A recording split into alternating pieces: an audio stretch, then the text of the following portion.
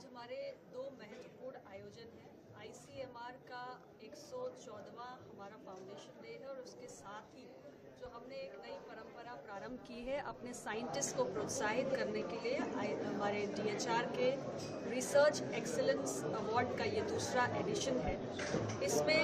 हमारा ICMR और DHR जिस तरीके से इंट्राम्यूरल और एक्स्ट्राम्यूरल यानी अपने स्वयं के संस्थानों में और बाहरी संस्थानों में बायोमेडिकल रिसर्च को बढ़ावा देने के लिए निरंतर काम कर रहा है, तो उसमें जो बेहतरीन हमारे साइंटिस्ट ने रिसर्च की है और ख़ास तौर से ऐसी रिसर्च जिसका सोसाइटी पर इम्पैक्ट है, जो रियल लाइफ के सॉल्यूशंस देने में काम आए हैं, ऐसे बहुत सारे साइंटिस्ट और रिसर्चर्स को आज हमने इस एक्सीलेंस समिट में उनको पुरस्कृत किया है, उन्हें सम्मानित किया है। हमारी ये कोशिश है कि ICMR जिसकी research capacities, biomedical research capacities आज वैश्विक स्तर पे मान्यता प्राप्त कर रही हैं,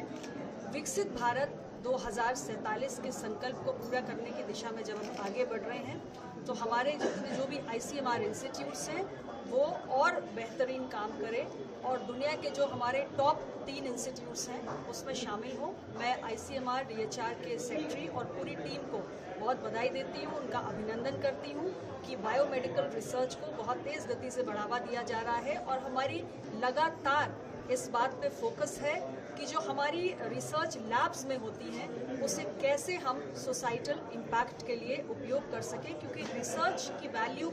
केवल नॉलेज गेन करने तक नहीं है, बल्कि रिसर्च सोसाइटी में आकर हमारी कम्युनिटी को लाभ पहुंचाए, ये इसका उद्देश्य होना चाहिए। और इसके लिए इस बार एक खास पहल की गई है।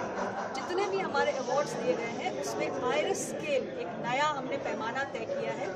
यानी innovation and research impact scale.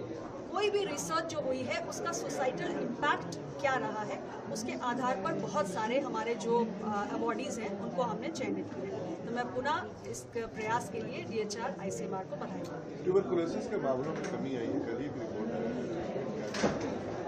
देखिए, ट्यूबरकुलोसिस एलिमिनेशन के प्रति भारत संकल्पित है और आप जानते हैं कि आज वैश्विक प्रयास जो चल रहे हैं उस दृष्टि से भारत के प्रयास बहुत ही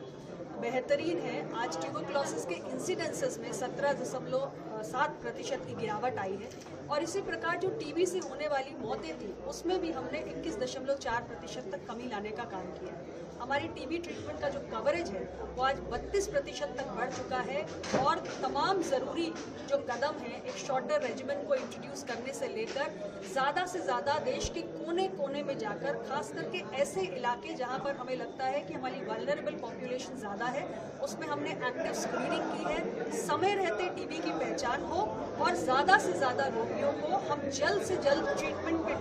डालकर उनका जीवन बचा सके, इस दिशा में सारे प्रयास बहुत तेज़ गति से चल रहे हैं। और आप जानते हैं कि हमने कुछ समय पहले पिछले वर्ष ही दिसंबर में, हम 7 दिसंबर को हमने एक इंटेंसिव TB कैंपेन भी लॉन्च किया था 100 दिवसीय, और उसके अंतर्गत हम देश के कोने कोने तक पहुंचे हैं और बहुत बड़ी संख्या में जो नए TB पेशेंट्स हैं वो आइडेंटिफाई हुए हैं। आज TB के नोटिफिकेशंस भी बढ़े हैं क्योंकि प्राइवेट सेक्टर का भी इसमें इन्वॉल्वमेंट हो रहा है। तो हमें पूरा विश्वास है कि जिस दिशा में हमारे प्रयास जा रहे हैं, एक TB मुक्त भारत बनाने का जो हमारा सपना है वो जल्द पूरा होगा।